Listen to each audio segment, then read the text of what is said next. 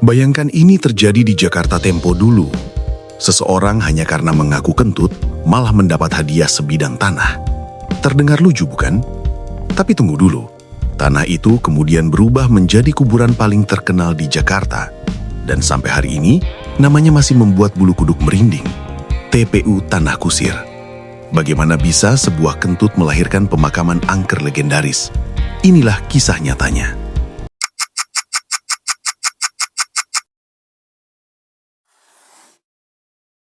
Kisah ini bersumber dari buku Kisah-Kisah Edan Seputar Jakarta Tempo Dulu karya Zainuddin HM. Sebuah cerita yang terdengar konyol tapi berujung sejarah. Di masa kolonial Belanda sekitar abad 18, transportasi di Batavia masih didominasi delman atau sado, kereta sederhana yang ditarik seekor kuda.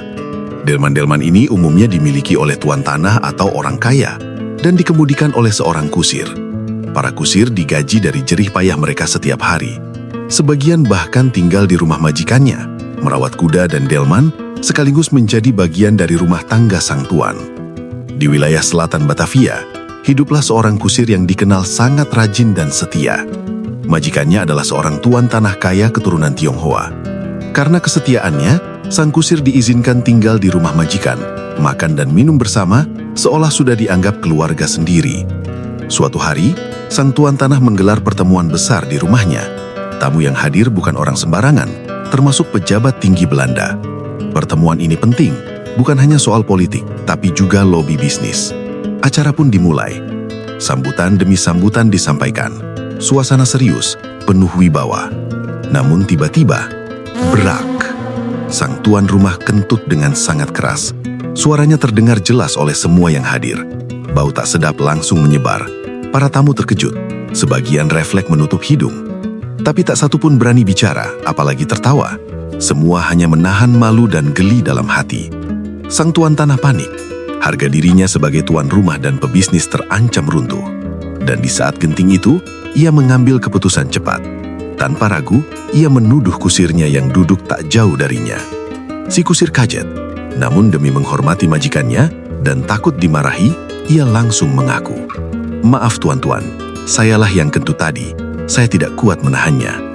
Sebagian tamu tertawa, sebagian lagi tersenyum. Suasana mencair. Dan yang terpenting, sang tuan tanah terselamatkan dari rasa malu. Acara pun berlanjut hingga sore hari. Setelah semua tamu pulang, sang majikan memanggil kusirnya. Dengan senyum puas, ia berkata, "Kamu hebat. Kamu telah menyelamatkan muka saya di depan tamu-tamu terhormat."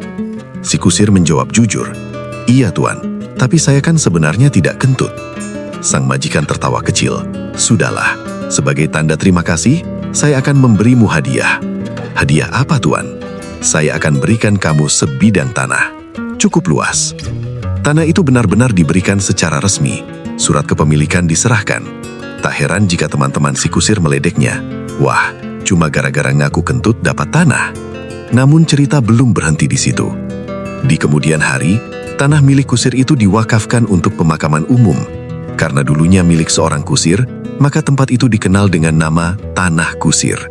Inilah yang diyakini sebagai asal-usul TPU Tanah Kusir di Jakarta. Kini, TPU Tanah Kusir dikenal luas, bukan hanya karena sejarahnya, tetapi juga karena berbagai kisah horor yang menyelimutinya. Bahkan salah satu ceritanya pernah diangkat ke layar lebar lewat film Hantu Tanah Kusir. TPU ini mulai dibuka pada tahun 1965. Banyak tokoh terkenal dimakamkan di sini, mulai dari artis hingga politisi. Dan siapa tangka, semua itu berawal dari satu kentut di sebuah pertemuan elit Batavia. Kadang sejarah lahir bukan dari peristiwa besar, melainkan dari kejadian sepele yang berujung luar biasa. Jika kamu suka kisah-kisah unik, aneh, dan terlupakan dari Jakarta Tempo Dulu, jangan lupa like, subscribe, dan nyalakan lonceng notifikasi. Karena masih banyak cerita gila dari masa lalu yang siap diungkap hanya di channel ini.